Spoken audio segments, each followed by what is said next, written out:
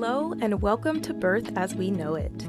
I am your podcast host, Kiona Nessenbaum. I have experienced birth as a doula, a student midwife, and as a mother of 3 amazing children with my husband and high school sweetheart by my side.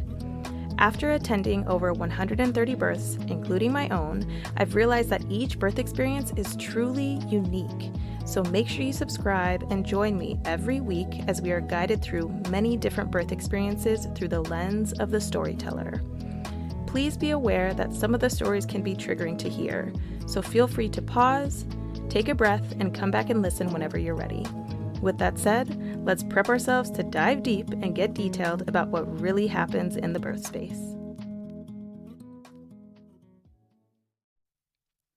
As a reminder, this podcast is intended for educational purposes only and has no intention of giving or replacing any medical advice. All advice that is given on the podcast is from the personal experiences of the storytellers. All medical or health-related questions should be directed to your licensed provider. Before we dive into this episode today, I want to give a huge shout out to Erica Boyd. Erica Boyd is the newest Patreon member. Erica is also the nurse that was assigned to me through the Nurse Family Partnership Program 10 years ago. I even mention Erica in episode 1 where I talk about my pregnancy and birth with my first daughter, Kavina. I recently just reconnected with her. I found her via email and we went out to lunch. And the lunch was absolutely amazing. I definitely felt that the lunch was not long enough and we didn't have enough time to update each other on all of the things that happened in the last 8 years of our lives. I'm happy to share that I was part of the Nurse Family Partnership Program because as a first-time parent, you get assigned a nurse and they come to you, whether that's in your home. Sometimes they can do telehealth since COVID, but what they do is they support you for the first 2 years of parenthood. So it's an absolutely amazing program, and if you want to learn more, go ahead and follow the link in the show notes for this episode. And if you want to become a patron and support the podcast, go to birthasweknowitpodcast.com/support. All right, let's get into the episode. Hello, everybody, and welcome to the Birth As We Know It podcast. Today, I am excited to have on Katie Saunders, who is the owner of Peaceful Birth Doula Services. She offers birth and postpartum doula services, and today she is here to tell us about her 3 different birth experiences of her own kiddos. So welcome, Katie. Thanks for coming on. Hi, thanks for having me. Yeah, I'm super excited to dive in. So let's start off with you just telling us a little bit about yourself and who's in your family. Okay, so I have 3 kids. I've been married for almost 12 years now. We are a very active family. We have 2 boys and a girl, so they're 9, almost 8, and 4.5. So we have baseball, soccer, basketball, going through all the sports, and we like going out and bike riding, hiking. One thing that's interesting about our family is that we are all at the same school too. So when I'm not doing birth work, my husband is the head of school, my kids attend there, and then I teach 3 days a week. So I love being at the same school as them, and I have my own little room and place that I work at the school, and my coworkers are super flexible and understand what I do as a doula, which is amazing. I can tell them, hey, I'm on call for a client right now. I might not be in for the next 2 weeks, or a couple weeks, however long it takes. So it's been great being able to be in the same place with my family and also take on this doula role where I can go help families bring in a new life and walk alongside them. So our family is very active and outdoorsy, and I like being able to tell my kids like what I'm doing also with the, mom's going to go help somebody have a baby or talk about their plans and stuff. And it's fun. Yeah, I think that's super awesome. I mean, how cool to always have your family within arm's reach in a way, just being like, oh, I'm at the same school as my kids and my husband. And then also having the flexibility of your coworkers to be like, hey, yeah, she's a doula, so she may or may not be here. We know how to fill in when she does go. So Exactly. Just taking it by stride. I think that's super awesome. Yeah. And one day my immediate boss, she said, it's just like if your kid has a fever or your kid's sick, you might be out one day. I was like, well, yeah, I guess that is exactly how it is. My coworkers step in where is needed, and we've stepped in for them when they're gone. So it's really great to work with those kind of people that understand and can fill in when and where needed. Yeah, that sounds awesome. Sounds like you have a good ebb and flow in your workspace. Yeah. So let's go ahead and dive into your own pregnancies. Tell me a little bit about your conception journey with your first. How was that? So I got married pretty young, at least in this area. I always think of our family and a lot of our friends that have kids that are the same age as ours. They're quite a bit older than us. We got married 2 weeks before I turned 22, and we wanted to have kids pretty quickly, but kind of decided we were right out of college. My husband was actually finishing up a master's program, and I was in my first year of teaching. And so we were married. I guess it would have been just over a year before we found out I was pregnant, but it was just, we'll see what happens kind of a thing. Especially as you grow older, you realize how difficult it can be for some people. And so when you're young and just married and you're like, oh, okay, we're ready to start trying for a kid, you have no idea what's going to happen. How long is it going to take? Is it going to be really fast or unexpected? So with our first and second, actually, it happened pretty quickly. And it was a little bit of a surprise only because it was like, wow, we're pregnant. And it didn't take too long. It was a pretty smooth pregnancy. I had pretty typical morning sickness throughout the day, or depending on when I ate or when I needed to eat. Pretty sick for the first trimester, and it slowed down in the second trimester. But as far as getting pregnant, it was not a struggle for us. So I'm thankful for that. I think that's really awesome. And you are right that as you get older, it becomes more apparent on how hard conceiving can be for people. And I've had many people on this podcast say, oh, I feel bad saying this, but it was super quick for us. It was super easy for us. So I'm a strong believer in saying, own your truth. And if it was easy for you, embrace it, because there's nothing to be sad about. There's nothing to feel bad about. It's just how your bodies work together. And I think that's great. And for those that do have a little bit more of a harder time conceiving, to also know that, hey, I hear you. I hear that that was hard for you. And I'm validating the fact that you put in some effort for that and that that was really hard. Throughout your pregnancy, did you obtain any kind of childbirth education or do any preparation to help you prepare for labor and birth? Our first. So what is interesting and a little crazy to some maybe, we lived in Florida for a year when we first got married. Then we moved to Pennsylvania.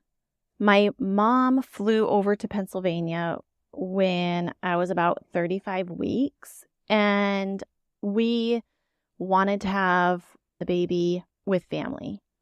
So she helped me travel back to Washington, and my husband finished up what he needed to do. I was staying with my parents until he got there, and then we were with his parents because they had a little more space for us. We were going to have our oldest in Washington, and then we would go back to Pennsylvania to finish up jobs and eventually try to get over here. So I was already 35 weeks, and we did do a birthing class. We actually took the birth class in a different town than we would have our baby. So it was a different hospital, but we at least got to see inside, what a birthing room looks like and a labor and delivery area. I feel like it was a little more relaxed and maybe less scary. I actually recently listened to a podcast about how some hospital birthing classes can scare you and overwhelm you, which I've had clients like that. They're like, oh, I ask them, why'd they start looking for a doula? And they say, we took this birthing class and it scared us or overwhelmed us, and now we feel like we need somebody else. It's like, well, I'm so glad you reached out, but let's go through these things and calm those fears and anxieties. And I don't remember being that overwhelmed or scared or anything. It was just helpful to know, they went over the different positions and the different phases of labor, phases and stages. So we did that, and I've been around babies my whole life, so I felt like I had a decent handle on it. I was actually able to be in the delivery room when I was 12 years old with my first cousin that was born. And then again when my first niece was born. So I felt like I was okay with it. And I wasn't too concerned or too nervous about it because I had been around it so much. Yeah, I think that's super awesome that you got to have that exposure because you were young, 12 years old, and then your niece maybe a little bit after that. But Yeah, that's really early to be exposed to birth in that way. So do you think that that played a part at all in you wanting to become a birth worker? I was 17 when my niece was born. So there was a few years there, but it's always stuck in the back of my mind that not everybody has that. That's not necessarily typical. And so, yeah, in my family, nobody really used doulas. We used our siblings and family and friends. And so eventually, when we got over to the Seattle area, I realized how many people use doulas, and I just didn't realize it was a thing to hire somebody to be in such an intimate time and situation. Going back, it definitely helped me realize that, yeah, that's what I would like to do. I have a little bit of experience that was enjoyable for me. I was able to help at this important time when you need that kind of support. Yeah, I think that is so awesome. So when you decided that you were going to become a birth worker, had you already had your children? I had all three of them, yeah. And it was not that long ago that I really decided to jump into it. So I had some experience being in the birth room with some family members, and then I also had my own three, which were all very different. Yeah, and I got that from your guest request form. So I would love to actually dive into those. So how was your labor and birth experience with your first kiddo? It was much faster and earlier than anybody expected. He was 9 days early. I remember I went to the chiropractor that day and my water broke, and I didn't realize that wasn't so typical. I had not had any contractions. My sister, I remember telling her, so she's been in with me for all three labors. She had some experience in the medical field. She had 4 kids of her own. So she was going to be with me. And she told me, she's like, okay, well, if you just let me know when you feel crampy. And she didn't tell me like that might be contractions. I was like, okay. And so my water broke actually in the middle of the night. And I woke up my husband. So we were staying with my in-laws at that time. And my mother-in-law came in. She's like, are you feeling contractions? I was like, well, I feel some cramps. She's like, that's contractions. I'm like, okay. So we were expecting it, to be all day, like a typical first birth. And my father-in-law was actually commuting. He was working down in Olympia. I'm assuming it was my mother-in-law that called him or let him know, like, Katie's going into labor. You have time. Don't rush over here. But he did. And my water broke at, I believe it was 3:45 in the morning. We went to the hospital, which was about 30 minutes away. And I ended up having him at 11:30 that morning. So just a lot of walking around. The thing is, it was almost 10 years ago. And I didn't have any doula experience or trainings yet. And that was a fast, smooth birth, especially for a first. But I just think of so many things. Like, I can't remember if I moved around a whole lot or changed positions. I know at one point, like, I knew he was going to come, but I was on the bed and I was just like, is he ever going to come out? Like, I just had to say something because I knew he was coming, but it was just, I felt like it was taking forever. I pushed him out and the doctor told me, like, okay, you're going to push again to deliver the placenta. I'm like, you want me to push again? And so that is one thing where I think back, I'm like, oh, I guess I don't wish I could have changed things, because you do what you have the knowledge for in that situation, I guess. And I just didn't know that my body would birth the placenta naturally and I didn't have to focus on pushing again. But it all turned out fine. Nothing was necessarily wrong with it. I just was thinking, oh, the doctor didn't need me to push again and kind of scare me as a first-time mom, like, you're not done yet. So my first birth was quick and smooth, and it went really well. So it sounds like the length of your first birth was under 10 hours. Mm-hmm. Yeah, I think it was like 8.5, 8 hours. Yeah. Yeah. And that is pretty quick for a first-time parent, because most first-time parents, I guess the average is about 26 hours. So just over 24 hours. I think they say between 18 and 30 hours is like the estimated time you can expect to be in labor as a first-time parent.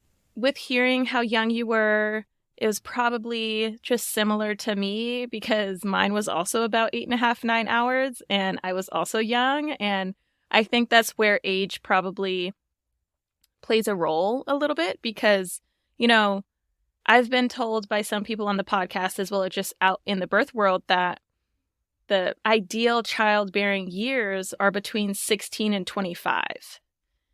So I just think that's super interesting. It is so young. It's very young. Yeah. When I grew up in Eastern Washington, and it's a farming community, and people typically, I've noticed, get married younger. There's not big schools over there. So, my husband and I started dating our senior year of high school. We have a lot of friends that just have known each other since high school. And so if that's who you're going to be with, you get married young, and then you start having kids. Yes. There's different opportunities over there, and different lifestyle where they have kids when they're younger. And then we moved over to the Seattle area, and people typically wait longer to get married, and then they have their careers and their goals that they want to accomplish before they have kids. And then, yeah, like I said, people with our age of kids are typically 10 years older than us. So we were pretty young, and who knows, when I was pregnant with them, I was substituting at different schools. I actually worked at a swim school, so I taught swim lessons. I was in the water all the time, and yeah, people were kind of shocked that they didn't realize that I was pregnant until I got out of the water after teaching swim lessons. So yeah, I think that's super awesome. And I also grew up in Eastern Washington for part of my childhood. I was raised in Wenatchee and East Wenatchee, and then I have some family over in Yakima in the Tri-Cities area. So I understand what you're saying with like how it is a farming community. There's a lot of smaller like towns. They're not even cities, but towns. I can relate to you with that, with the young marriage and just the kind of different momentum of life, because it is a smaller town. You do meet people at a younger age, and you kind of just, to be quite frank, you have less options, you have less options over there. Yeah. So you kind of just work with what you got. And I also met my husband when I was a senior in high school. So we're just kind of lining up here, Katie. Well, I listened to your podcast. Of course, the past month I've listened to a few episodes. And every time I was like, wait, you would, I think, give a little hint to your next birth. I'm like, wait, that sounds a little bit like mine. I really want to hear what that's about.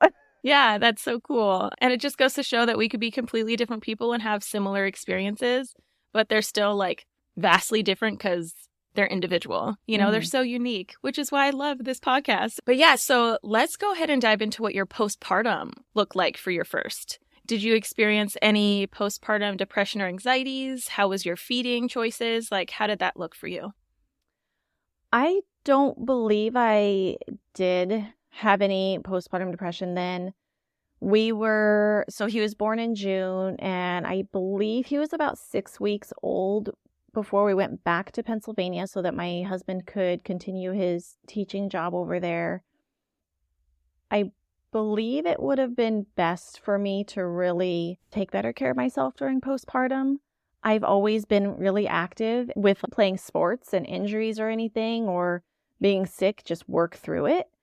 And so being my first baby and myself being so young, we have pictures of us hiking after a few weeks.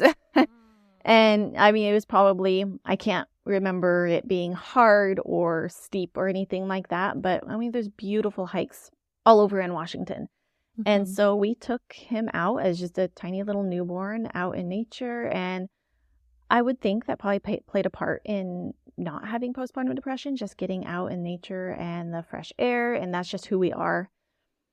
And having the family support when he was a baby, my husband and I would be able to go out for a couple hours at a time because we were living with my in-laws. And so we'd put him down for a nap. He'll sleep for a while. Let's just go out, small town, go out to some yard sales and, farmer's market or something and come back before he even wakes up. So I did have a lot of support, and that helps. Now, like you said, each birth is individual, but with each birth I've attended as a doula, I've been able to connect with them somehow because in some way, something happens or it goes a certain way that I can relate to and say, that's exactly what I experienced. And you always get the clients that need to set boundaries with family and friends. And I completely understand that because you don't want any tension in the room and you need a good support team. But if they're trying to decide who to have in the room and if they should or should not, then I really want to take that seriously and encourage them, if you think it's going to be okay and they can be a support to you, absolutely have them in the room with you. Have them stay a couple days. Because a lot of times people will say, oh, well, we want our own time. We want to be able to settle in as a family. It's our first baby. And I completely understand that. But if you have somebody coming willing to help and stay with you and hold the baby when you're exhausted in the middle of the night, make some meals for you, do, things the postpartum doula would do. I say absolutely. And if they're willing to work with you and you can say, I think we'll need you, but, if we end up not needing you, then is it okay if we say, can you come at a later time? Or right. Or you can say not right now, but if we end up feeling like we need extra support, then can you come over? Just having those people that are willing to come stay with you and help you, then don't brush that aside and think that you can do it on your own, which you could very well do it on your own. But from what we've had, I've never regretted my mom coming to stay with us or that time that we were at my in-laws, because it is so much help when you're just exhausted and the baby, they could not even be fussy, but they're not sleeping and you just want sleep. So we'd hand our baby off to my mother-in-law and she'd hold him while we go to bed and have meals there. I mean, it was good. Yeah, I agree with that because I feel like in North America, we have this kind of expectation that you're independent, you can do it all on your own. And if you can't, you can hire a nanny or you can hire someone, which means spending money on someone to help you. But the reality is, people say it takes a village to raise a child for a reason, because in other countries, there are some cultures that have the expectation that the birthing parent will stay in their room for 40 days. And that means they're getting served for 40 days by the people around them, and they're getting supported and they're getting help with their baby. So I really want to break the expectation that we're super parents, that we can do it all on our own. And I think that's where birth doulas and postpartum doulas come into play, because we're kind of recreating that community that people gave up so easily to be independent. So that's why we do offer services and we are here for hire. And there are even some doulas out there that do it pro bono or are on a sliding scale. And I think that that's important to mention because there are some people that can't afford a birth doula or afford a postpartum doula. And the reason why I mention that is because if you really need a doula, there's somebody out there that you can find to support you. And there's different programs like with the Open Arms Perinatal Services. There's so many programs out there where you can get the support that you need as a birthing person and as a new little family. So I could talk about that on a whole other episode. Yeah. But so let's go ahead and bring our focus back to your birth and postpartum time. So you said that your birth was smooth and your postpartum was smooth. Did you decide to breastfeed? Yes. And how was that for you? Breastfeeding all my kids was, I don't want to say easy, but I was able to breastfeed them without problems. When you're first time mom, you don't know how often they should be eating necessarily or if they're getting enough. I remember thinking that if I feed him on one side, he lasts 30 minutes. If I offer both sides, the fed meal lasts about an hour. So it's just figuring out that I think as I had my kids, things got better and better through pregnancy. I know that with my first, I had gestational diabetes, but they told me I had that when I was in Pennsylvania, the doctors over there. And then we came over to Washington and I would keep track of all my numbers and everything. And they're like, with what I'm supposed to eat, I'm actually sometimes having trouble keeping my blood sugar high enough. And he's like, yeah, I wouldn't think that you actually have it. So I don't know if that was a misdiagnosis or what. But, and then with my second, I had to take the test twice, but then I didn't have gestational diabetes. And then with my third, I only had to take the test once and I passed it. So it got better and better. But as I learned more about nutrition just from my own research and seeing what is best to eat during pregnancy, and I noticed that with breastfeeding too. I felt like I wasn't producing as much with my first baby. And then I think it got a little bit better with my second baby, just knowing what your body needs as a postpartum mom and the things that will help to boost your milk supply. And then with my third, I was actually able to store a little bit. I was never one of those overproducers and had an abundance of milk or anything, but I had enough to breastfeed and have a little bit extra with my third when I went back to work to have bottles for her and things like that. But yeah, it's always something to get used to and figure out, but it was good. And I'm happy that I was able to breastfeed my kids. I can't remember exactly. I know with my second, he didn't care when I stopped. I remember putting him down for a nap. I think it was bed at night. I was like, wait, I didn't nurse him and he's fine. And they were all a little bit different with that. But yeah, feeding, I feel so lucky because I know, again, a lot of people struggle with that. And a lot of people struggle with their supply or latch or just being able to breastfeed their babies. And that was not a struggle for me. And I'm super thankful for that. Yeah, I think that's awesome. I think it's really awesome that you had the opportunity to breastfeed all your babes and that you also noticed a change with each one of them. And it could be from learning from your lived experience with the previous babe and then also figuring out what's different about this one. But our bodies do something different every single time. Sometimes you can have really low supply, or sometimes you can have an abundant amount of supply and being oversupplying. And then sometimes it's just right, like the three little bears or Goldilocks and the three bears. But I think that it's just amazing that you had that opportunity and that you stuck to it. And I also think it's awesome that it wasn't too complicated for you, because there are people that do have heavier complications. And I was similar along the lines with you, is where I didn't have many complications, but it doesn't take away the fact that other people do. So it's okay to be happy with how your experience went, and then also to support and provide guidance for those that do struggle as a birth worker and just kind of meeting people where they're at. So yeah, I think that's super awesome. Let's go ahead and dive into your second pregnancy. It sounds like they're really close in age. Let's talk about how that conception went for you. So again, we bounced around a little bit. We were in Pennsylvania with my first, and then we were moving back to Washington. My husband got a job and I actually ended up where we currently are. And they are pretty close in age. They're 21 months apart. And it was planned. Again, it was just one of those things where we're like, well, we're not going to prevent it. So we got pregnant with him pretty quickly. And I think it was a little bit of, again, just like wow, it's happening again. I think it was a little bit of a shock to our families because it was like, oh, you're kind of in the middle of moving and job changes and like moving across the United States and you have a 1-year-old. But where my husband was starting to work, they actually didn't know that I was a teacher. And so, of course, it came up and they're like, oh, well, I taught preschool. We actually have a position in preschool open. So again, it was just one of those things where we were all in Eastern Washington first.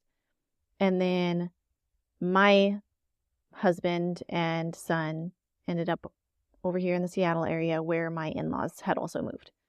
So my mother-in-law, every time we think of it, we're like, oh my gosh, I cannot believe she did that. She would drive in literally the wee hours of the morning traffic to come watch our 1-year-old so that I could go to work. I think it was 2 days a week back then.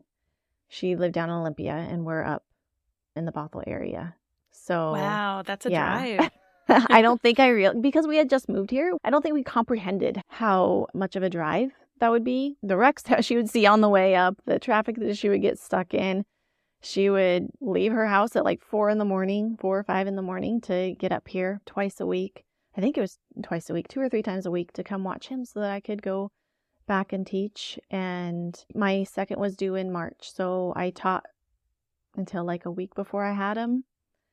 And it was an even smoother pregnancy, I believe. The morning sickness I know that they were all different. That one lasted longer, I believe, but I think I knew more when it was coming. During my first pregnancy, morning sickness was more the first trimester, and then it stopped. Second pregnancy was a little bit longer, but it wasn't as bad. I did get sick and throw up in almost every single car that we have owned until I stopped having kids. I remember it was just like, I was like, oh, we had our little Toyota Camry. I threw up in that. And we had the pickup and I threw up in that. And luckily there was always some kind of a bag. But yeah, I did combat morning sickness pretty bad with all of them. Yeah, that sounds awful. Mm-hmm. It sounds awful to have to deal with that. It's funny because I had morning sickness too, but I never actually threw up. Fun fact, I haven't thrown up since I was in first grade. Still till this day, I don't know what it is. I know it's going to happen one day and I'm kind of scared for it, but whatever happens, happens. But because of that experience and then also having kids and always getting super triggered when any of my kids throw up because I know it's just going to go through the whole house at that point, whatever they're sick with. I have emesis bags all over the place in my car now. So yeah, having a bag is really important, even if that means it's like a McDonald's box or something. Yeah. Literally, one time it was like a Chex Mix bag. I'm like, yeah. Whatever like, you and can grab. Here it goes. Yeah. Right, exactly. Yeah, so since you did experience some childbirth education in your first pregnancy, did you feel the need to do it at all in your second? I remember, so first time it was in a hospital. So second time, I decided that I wanted a midwife. And I just looked up on the internet, like midwives in the area, and she said that she mainly does home birth. And so I was like, oh, okay, we'll do a home birth. And I think I already had it in the back of my mind. I think it surprised my husband a little bit, but kind of didn't really give him an option. I was like, this is the midwife we found and we're going to do home birth now. So she asked if we felt like we needed to take a class or anything or a refresher. And I kind of looked around, but I felt like it was recent enough that I didn't feel like we needed another one. I had considered taking just a little refresher course, but we didn't end up doing that. So we didn't have that the second or third time around. Yeah. So what encouraged you into finding a midwife versus going to the hospital again? Like, what was the shift in your mindset for that? So one of my sisters had at least one home birth, and then friends were having home births. And the only reason I didn't look into that a whole lot for my first pregnancy is because I was going from Pennsylvania to Washington at 35 weeks. I'm like, I'm not going to try that in somebody else's house. So yeah. we were in an apartment. That was one of the concerns, which I've heard it too from my clients. Like, we don't want to have a home birth because we're in an apartment. But my midwife was like, well, I deliver babies everywhere. It's no problem. And it was just, where I grew up, what more people use. Midwives, I was completely comfortable with them. I knew that they were just as educated and able to do births. I'm kind of that type of person, I guess, where I didn't think too much into it. I knew people that had home births. I knew I could trust them. I knew if anything goes wrong, they're capable to help me. But also, if we need to, then we can go to the hospital. So yeah, I was excited to try the home birth route. And it's just going into a midwife office area.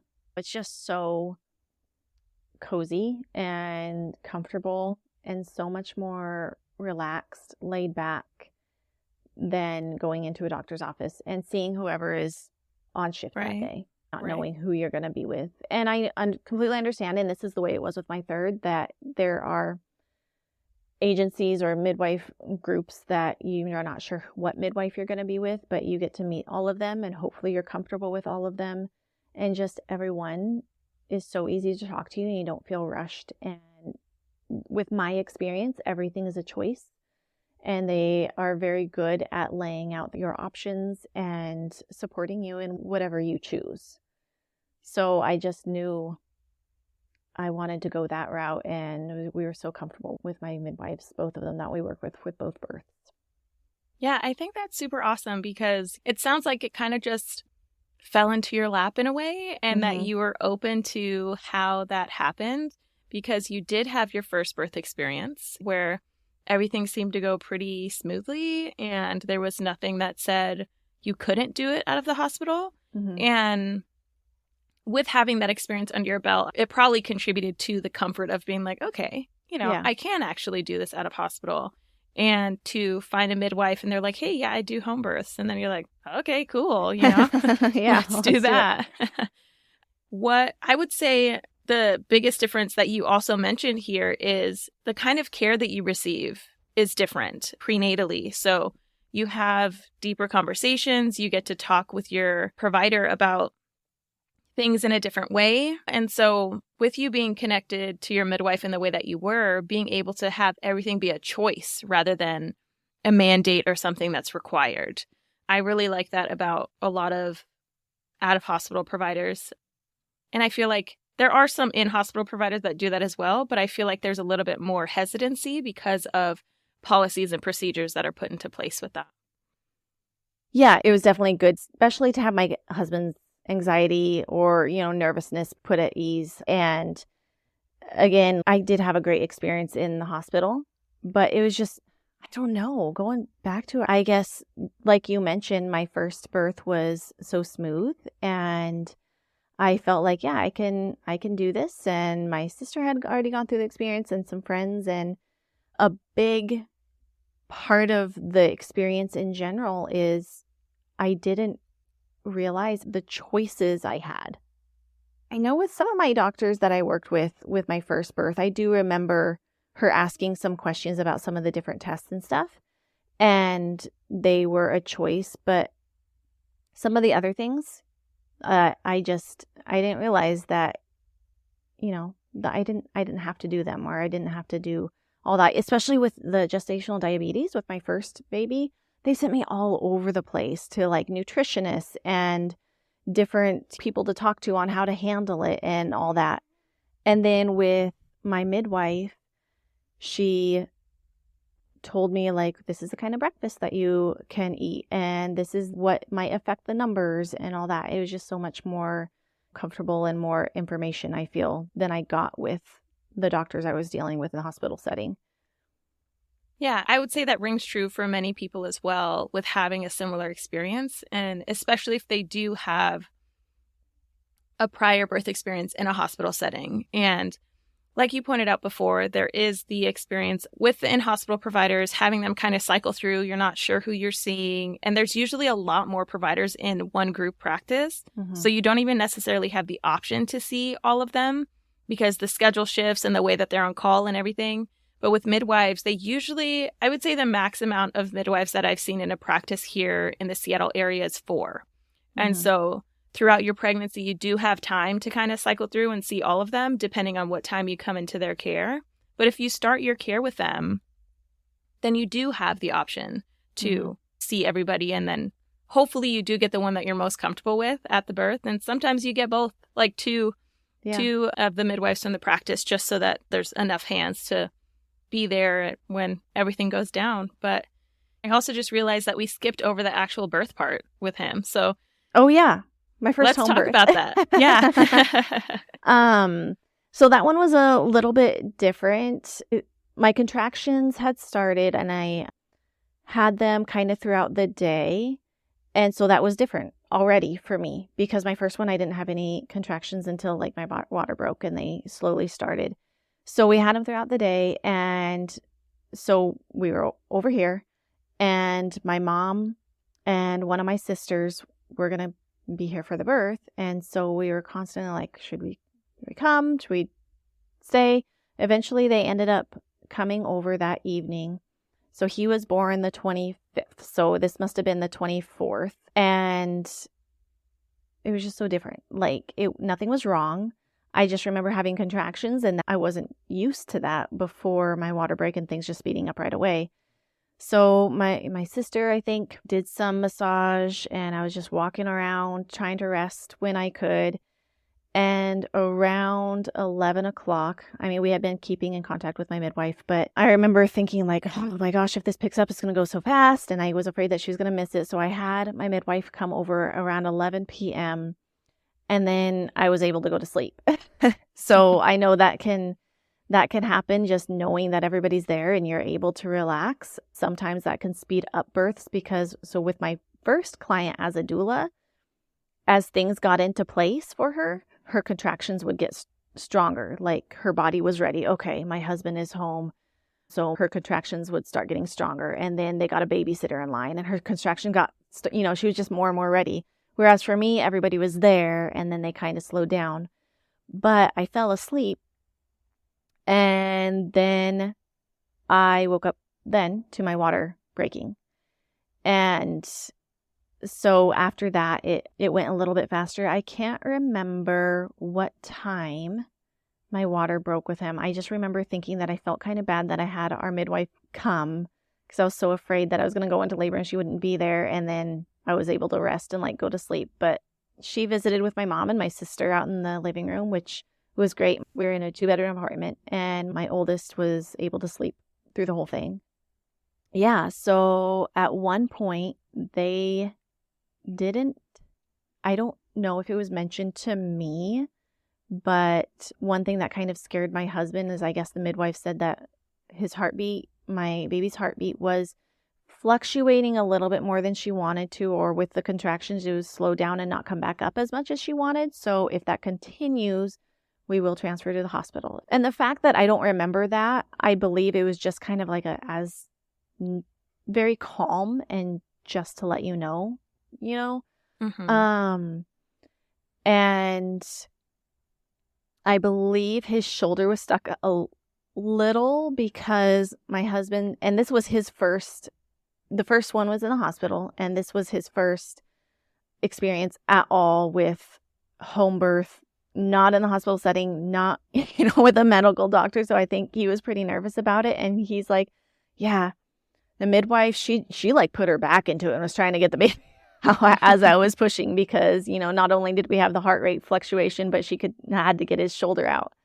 And that one of the things I remember most, and I know I mentioned it with my first baby because she did say, okay, now when your body's ready, when you feel like you need to push again, we'll deliver the placenta. And so that was so much just nicer knowing like, okay, I don't have to keep working to push the placenta out.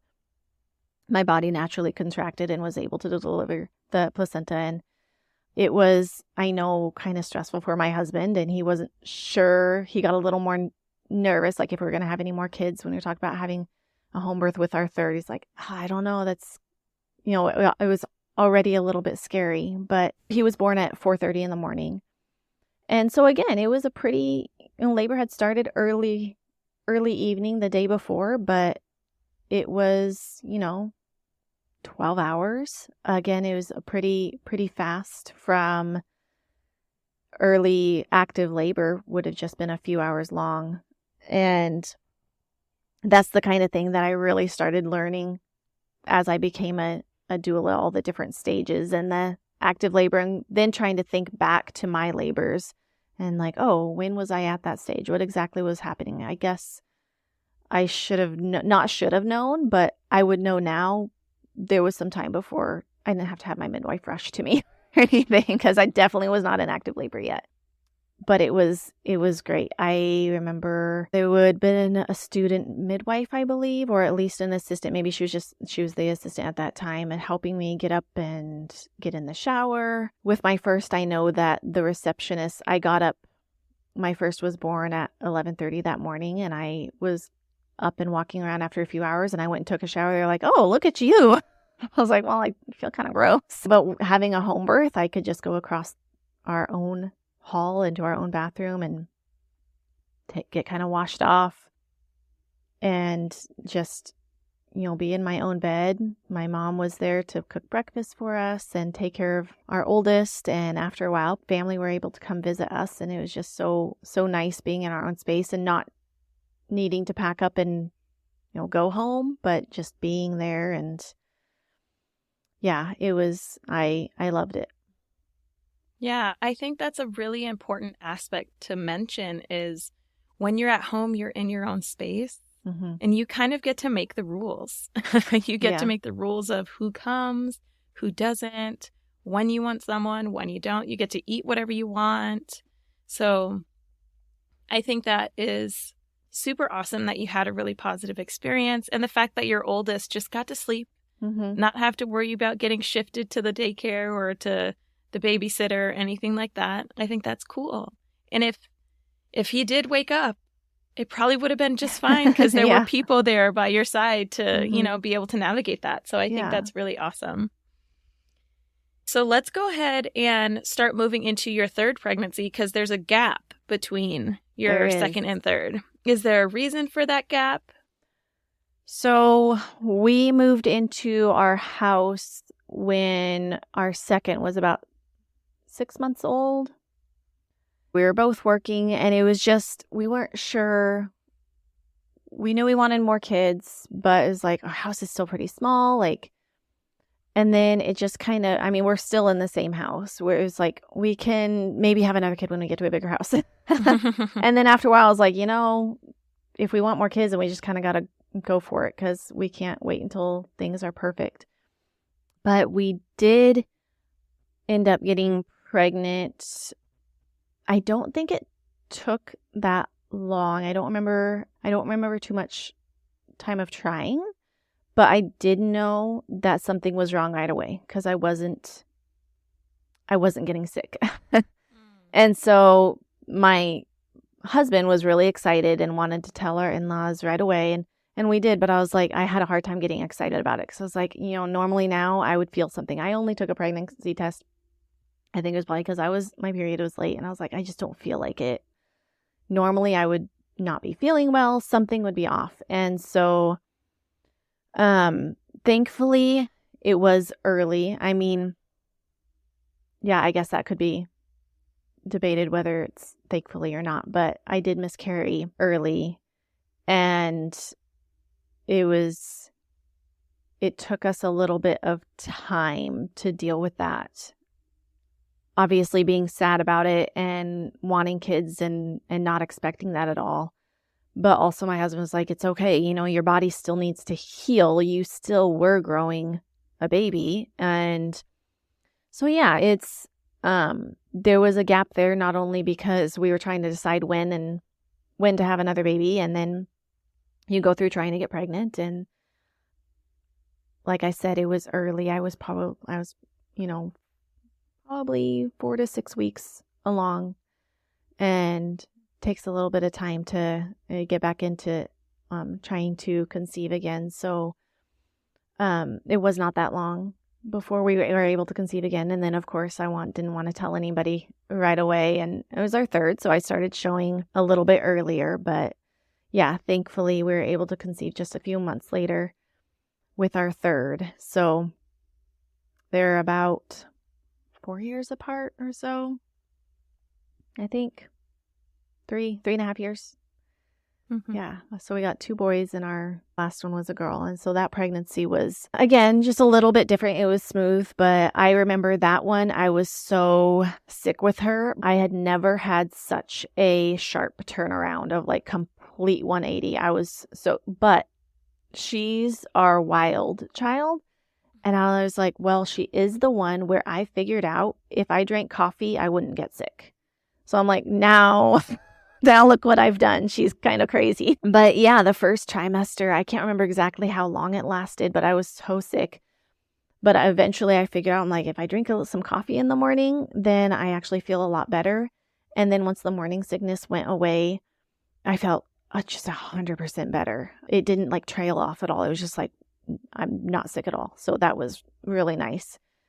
And again, with the gestational diabetes there, and I passed. So of course, that's in the back of my mind because that's my experience. Whether that had anything to do with it or not, I'm not sure. But again, I was with midwives. I was planning my home birth, so she let me know, like, this is a kind of a food, high protein, healthy fats, that kind of thing. And the pregnancy in general was good. It was smooth, and she was my third. So my second was 3 days past post due date. My third was 10 days over, which feels like forever, especially being your third. Everybody says, oh, your third might come early or, earlier than the others, but they didn't. They came later. First one was early and then a little bit late and then even later. So in the middle of summer, it was not. I felt like she was never going to come, but. Yeah. Yeah, I am a strong believer, both as a mother and as a birth worker, that third pregnancies and third babies are just wild cards. Mm-hmm. Like, they can be the fastest birth you've ever had, or they can be the longest birth you've ever had. They could be the quickest pregnancy, the most comfortable, or it could be the worst and most treacherous pregnancy. Like, they're the wild cards because they're kind of like the tiebreaker. Like, how is this going to go? Yeah. So my third was also very much my wild card, and I was over being pregnant by the time I was 20 weeks, and I knew I had a long road ahead. Yeah. Tell me how your experience with your miscarriage, with your third pregnancy, impacted your excitement for your fourth. Did you feel like you were holding things back? I know you said you didn't want to tell people right away. Yeah, and that's just my personality, is wanting to, I never want to tell anybody really about anything until it's for sure. Like, if we're moving from the East Coast over here, I don't want to tell people until we have jobs and we are moving. I don't really want it to be, I don't want to tell people about something and then have to tell them about the disappointment. And maybe that's where that stemmed from. But I remember some people that were kind of questioning, but nobody except close family knew about the miscarriage either.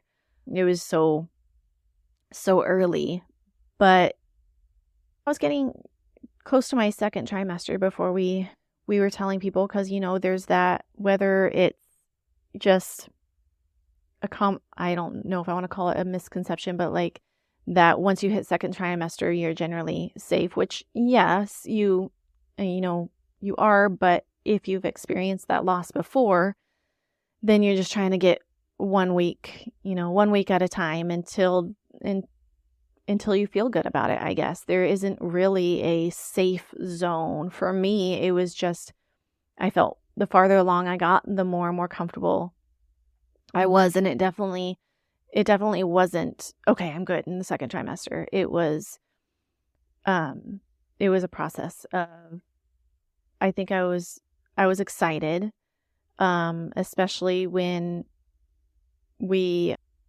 I did feel different. I did start to get morning sickness. So for me, that was actually a good thing. My husband said that I knew, he's told our midwife, I knew that it was okay, that, everything was good, because she started snoring in her sleep. And I guess I did that with our first two. But it was definitely hard, I think, more to tell people, because I'm a very private person, and just the fact that we had lost our third made it hard. And I don't want to let people in and then have to tell them the heartbreak. Yeah. Yeah. And I think that that's important to mention, because there are some people that still tell everybody, and then they do have a loss, but then they either feel judged or put down, but then they also have a village to catch them, to let them know that they're not alone, and it's unfortunate that it happened, and that they have support on their journey of recovery. And so I think that that's one other side of it. And you said that you did tell a couple of people, which I don't know, you may feel was a good thing, so that you could talk about it without feeling like you couldn't, without feeling that you couldn't talk about it, or that you had to hold things back. But then again, each person who does have that experience gets to determine how much they want to talk about it and how safe they feel talking about it. So, yeah. Well, I think also I told people that something didn't feel right. You know, I'm normally sick by now. And you get the people that are like, oh, well, it's okay. You know, every pregnancy is different and they're different experiences. And I know they're trying to be helpful, but at the same time, it's like, but I know myself and I know my body and kind of the intuition, which can be wrong sometimes. You know, every pregnancy is different. But then when we got pregnant again, then it's more like, how is she feeling? How is she more, I guess, focused on how do I feel like things are going? I feel good. You know, I'm having some symptoms, which is actually a good thing. It makes me feel a little better because I feel like things things in my body are changing and progressing, which is obviously a good thing that is making me nauseous. Yeah. Yeah. And I've mentioned multiple times on this podcast, like myself and those that I interview, that intuition is a big thing in pregnancy, labor, and birth. And, you know, most of the time following your gut is the way to go, and just kind of going with the flow and being like, okay, you know, kind of accepting that gut feeling and going with it. But yeah, let's go ahead and navigate toward the birth of your daughter, technically your fourth pregnancy, but your third kiddo. Yeah. Let's talk about how the birth went. So again, the third one was different. Like, she's kind of the wild child, and she held on for 10 days at post due date. So I had actually got a membrane sweep. I can't remember the first. I definitely waited until my due date. Probably, I would think that I waited until about 41 weeks. And we were planning a home birth.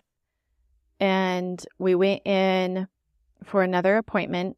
And she was going to do another cervical sweep. And she was in the process. And my midwife knew that I was having a contraction. And so she stopped. She's just going to wait it through. And my water broke. And she felt so bad because, I mean, whether I think that it would have broken soon anyway, she thought that she had accidentally broken it, whichever one, I'm like, she was so apologetic. She was like, I'm so sorry, because she knew I wanted to have a natural labor, you know, not get my water broken. At least we were trying to put me into labor, but I was like, it's okay. She's going to come finally, 10 days over. I'm ready. It's okay.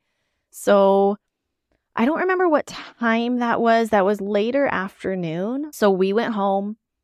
It was a lot of water and a lot of fluid. And so we went home. She was going to get through another meeting appointment with another client. And then she was going to head over to our house. And contractions were coming quick and strong. I knew my water already broke. Like, she needs to get here. And it was only maybe a 10-minute drive from our appointment to the house. But I know I had my husband call. I'm like, gosh, she is like, this is going quick. My in-laws came. It's the middle of the day. So my in-laws came to take care of the boys. And so my midwife was like, okay, like, I'm coming. coming as fast as she could.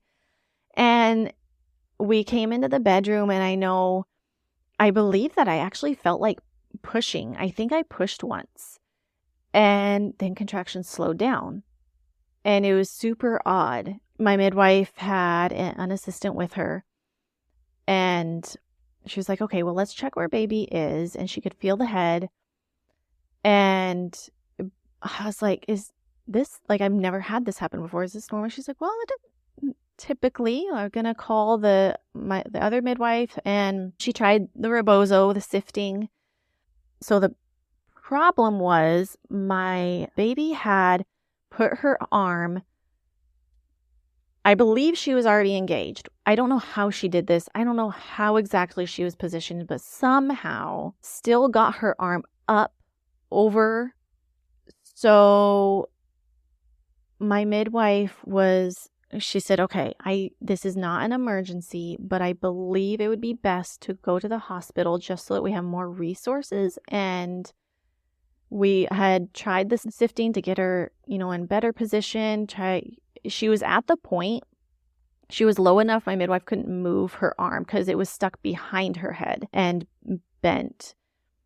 And she had checked me before just to see where she was, and she hadn't felt her arm there before. So somehow she got herself in this position where she's like, okay, it's not an emergency.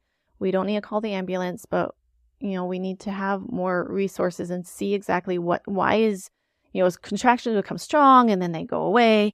We need to see what is going on here since she's already this low. So we went, my husband drove to the hospital. My midwife was in the back seat with me. And that is the hardest thing that I have done. One of the most painful experiences, because I did at that point feel like pushing, but my midwife was afraid that I would tear my cervix and injure the baby. So the body, like the female body, and the urge to push is strong and it's natural, but I had to resist that. And it took everything in me to not push. And so we got to the hospital and they told me I did end up getting an epidural so that we could kind of slow things down and see what was going on. And, again, now that I've had the different doula trainings and experiences, I'm thinking like, well, maybe there was different positions we could try, or, you learn about this shoulder dystocia. But one thing that I really try to carefully talk to my clients about is being okay with what happens. And once I was talking to another doula I was working with a little bit last summer, she said something that she had heard before along the lines of like, you make a decision not knowing the outcome of anything. What if I had just tried to birth at home? I don't know what the outcome would have been. It might have been great. She might have had shoulder dystocia. I might have torn very badly. So you make a decision based on what you know in that time with the choices that you have. So I got an epidural so that we could think clearly and rest, and they could give me my options. My midwife was very good at communicating and telling us, it's still, if you choose to do a C-section, it's not an emergency. This is what's going on. This is what position she's in. This is what might happen. So even though now I think back to maybe we could have made a different choice, maybe I could have even, with the epidural, you can still carefully change positions, and maybe I still could have had her vaginally. But again, I didn't have all that knowledge at that time. So I was very thankful that they weren't just trying to rush me into a C-section or anything. They didn't, everything was an option. My sister was with us, also communicating. My midwife went over as much as she could with us, made sure that I was okay, taken care of, had enough support. And I remember letting her know, like, yeah, we're okay now. My sister's there, my family's there, and I feel like we have the support we need, and our options have been given to us. So with the position that she had put herself in and the risk to me, we decided to do a C-section. And that experience, again, I mentioned that I want to carefully not bring up my experience necessarily to my clients unless it gets to that point. But I just really want them, of course, I want things to go as planned. And if they want a natural birth, whether it be at home or a birth center or hospital or a medicated birth, I want it to go as planned, and I want to support them in whatever their choices are. But I really want them to be okay if things mentally and physically, of course, if things don't go as planned. And just like I did in that moment, you make choices based on what you know and the information that you have. So I don't want them to be like, I don't want clients to think that I'm going to, oh, well, it's not going this way, then let's go to plan B. I want to support them in whatever they feel is necessary and how they have planned. But yeah, it's very important for me because there is judgment in some communities, and from people that that if they think that you should have a baby in the hospital and use all that's there, all the resources and possible interventions and things like that, or whether you plan to have a home birth or whatever unmedicated, then if things don't go the way you plan, then people will want to know why and give their opinions, and there must have been something else you could have done. But that's not their experience, it's your own. And I really want people to feel supported in whatever happens and in the choices that they make for themselves. Yeah, I agree with that 100%. And that's one of the reasons why I try to steer away from the vocabulary birth plan, because you can't plan it. There's so much uncertainty. There's so much unknown. And so when I talk to my clients, I really focus on saying birth preferences. Yeah. Because I will say 99% of the time, and I've said this before in this podcast, your birth plan never goes as planned. And just because it never goes as planned does not mean that it's going to turn and be a crazy traumatic experience. It just means that something came up and you had to adjust your preferences. You had to adjust the next step that you took, and it just wasn't your anticipated step to take. So having them go through and prepare for labor with preferences in mind, I think is better than having them go, this is how I want it planned, and if it doesn't happen this way, it's going to be the worst thing ever.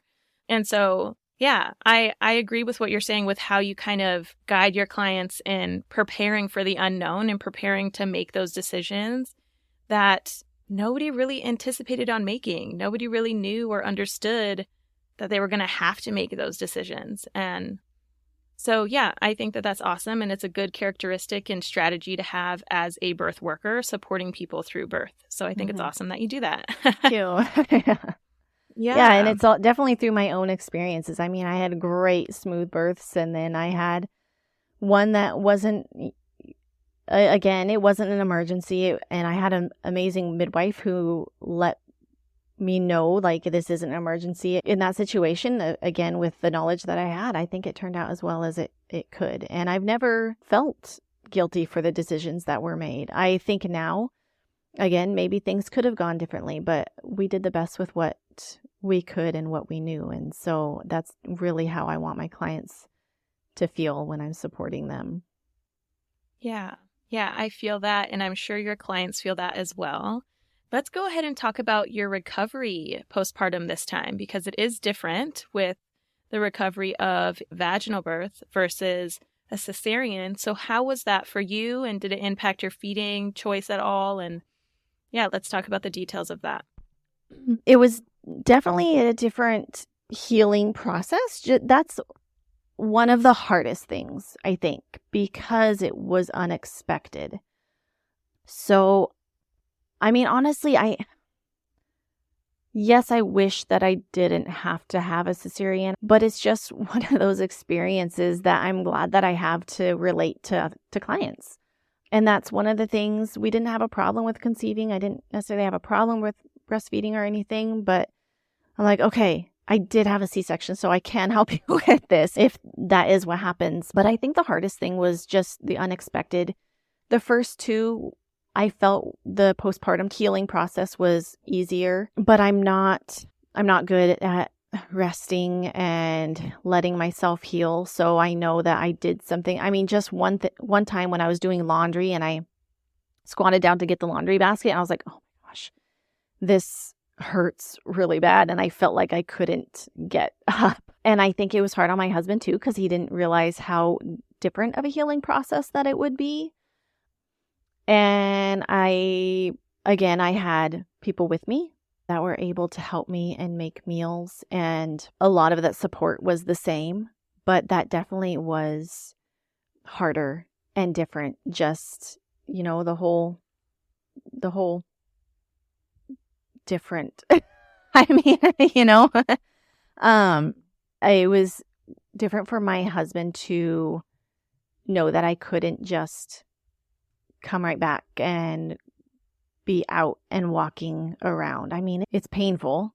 I also have heard from others, if you stay on top of the pain medication that they give you, then it's a lot better. I was like, oh, I can't remember that. I was like, I probably didn't, and I should have. I thought of later is breastfeeding at first was a little bit easier because when you've had a C-section and you still have, it takes a while for the epidural to wear off, then breastfeeding at first was less painful because I couldn't feel, when you breastfeed and the more kids you have, your contractions to have your uterus go back to normal are painful. And it's like, hey, I don't feel that. That's kind of nice. Like, I didn't have that pain. But yeah, just looking back on it, if we were to have another kid, I was like, oh, another baby, I would definitely take that postpartum time, I think, more seriously. No matter how the birth would end up, I would be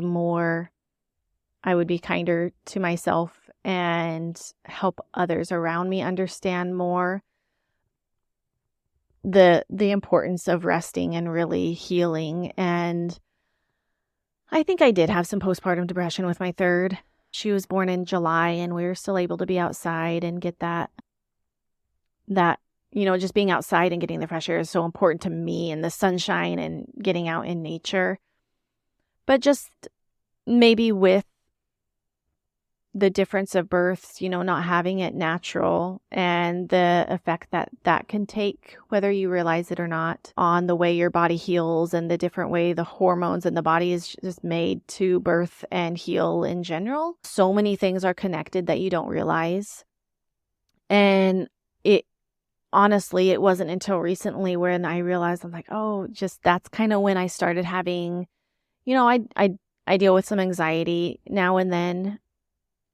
And it started when after I believe I had all 3 babies, and I was talking to my husband a while ago and saying that I probably did have some postpartum depression and just didn't realize it. And so I really try to talk to my clients about that and what's normal to feel and how the days are hard and you have different struggles, but reach out to somebody and talk. I'm always available for my past clients, whatever comes up, if they have any questions for me or need any resources or guidance or anything. But yeah, that third one was a little harder, and it wasn't, bad or horrible or anything. It was definitely just a different healing experience with the whole birth, the labor process and needing a C-section, and then that different kind of healing. And yeah,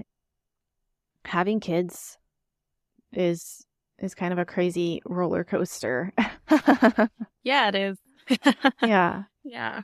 And it's not even just the birthing part that is a roller coaster because, obviously that takes you, it is a literal roller coaster of emotions as you give birth, regardless of how you give birth, whether that's, via cesarean, via epidural, via unmedicated.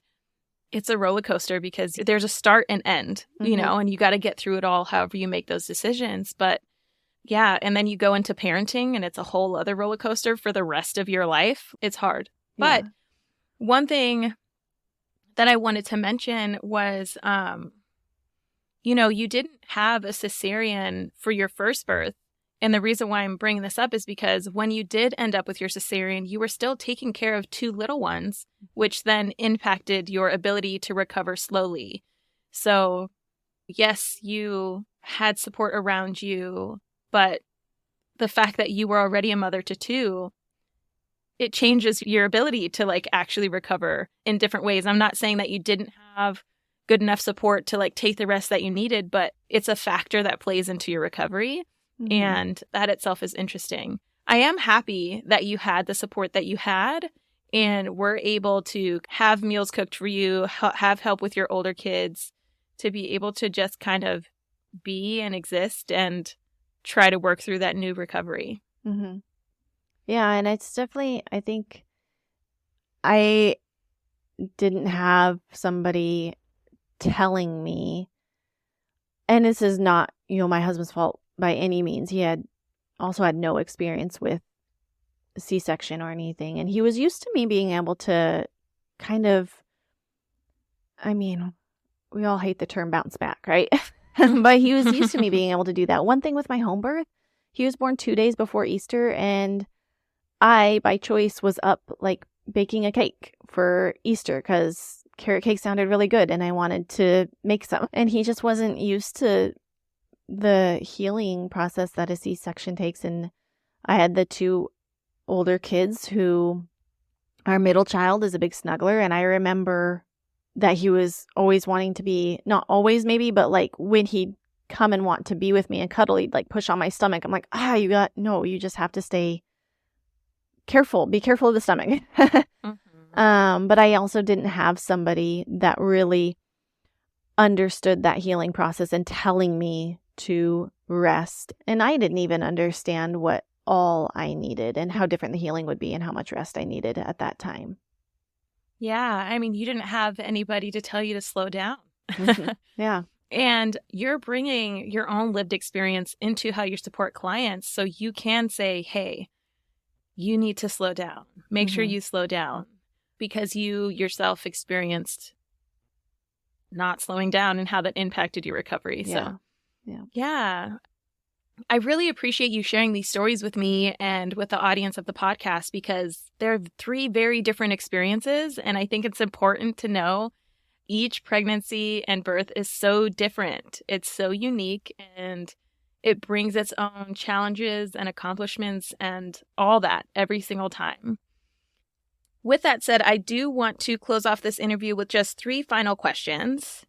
My first question is, what is one piece of advice that you would give all pregnant people to prepare for labor, birth, and postpartum? I talked about that with wanting to support my clients in their birth plan, but also being okay with the unplanned. And it's hard to put into words, and I'll try to keep it short again, but have a preference, and I want them to have the support that they need and the birth team that they want. But really, whatever you need to do mentally, spiritually, whatever it is, really understand that, yes, every birth is different, and you do what you need to do in the moment, and you are doing great with the choices that you make. But know that whatever happens and however your baby comes, that's best for you, and it's your own. It's your own story and your own experience. Yeah, I like that. I think that's great advice because, as we've said many times in this episode already, each birth is different, each pregnancy is different and unique, but your pregnancy and birth is your own, and to embrace that and letting it be your own. My next question is, what is one resource that I can share with the listeners on your behalf? So I know I had mentioned before, I very recently joined with a doula agency called Treasured Art of Birth. And I am not on that website yet. I will be soon, but there's a great team of doulas on their website. And I also have my own business, Peaceful Birth Doula. So eventually you'd be able to look at my information on that Treasured Art of Birth website. You can find me, Peaceful Birth Doula Services, on Facebook and on Instagram. And if anybody wants to contact about birth services or postpartum, I'd be happy to talk with them. Awesome. That's great. And so does the Treasured Art of Birth also have postpartum doulas on there, or are they just birth doulas? Yes, birth and postpartum doulas. Great. Awesome. Perfect. Thank you. I will definitely share that far and wide for you. Yeah, thank you. And my last question is, if you could describe each of your births with one word, what would it be? Life-changing. I had thought of this question, and I don't think I ever actually thought of a word, but on the spot, I think that's what it is personally for me, because of my profession now in the birth world, that I definitely bring my own experiences and own births to what I do now. And it affects what I do now and how I relate to my clients. And it's just, as we've said, they're all different, but they're all life-changing in their own way. Yeah, I agree. I think life-changing is a great word. Even if it didn't pull you into the birth space, life-changing because you were birthed into a mother and a parent, and that itself changes everything about your life, right? Mm-hmm. Yes. So I love that word, and I can relate to it, and I'm sure many listeners can relate to it as well. So, Katie, thank you so much for sharing your stories with me on the podcast today. I'm sure all of the listeners have learned something from this, and I know I have, and I'm just really excited to get your stories out there. Thank you. Thanks for sharing. Yeah, awesome. Thanks for being on.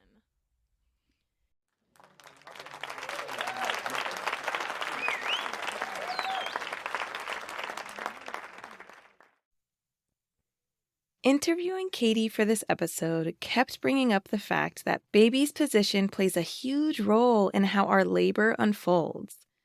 It's just another little reminder that all babies are their own little humans and make their own little decisions. Katie, thank you so much for sharing your stories with all of us. I really appreciate all of the details you've shared, and I really hope you the best on your journey in your doula career. As for you who is listening right now, join the Birth As We Know It podcast community on Facebook. I would love for you all to join me on March 2nd, 2024 at 12 p.m. noon to celebrate the Birth As We Know It podcast making it through an entire year. I will be making some big announcements, so you're not going to want to miss it. For next week's episode, I interviewed Angela Hodge. Angela is the owner of Angela Hodge Birth Services, and she will be joining us next week to share her 3 personal birth stories. She also touches on how she was treated due to being advanced maternal age and how that looked different in a hospital setting as well as out of a hospital setting. So tune in because you're not going to want to miss it. All right, bye for now.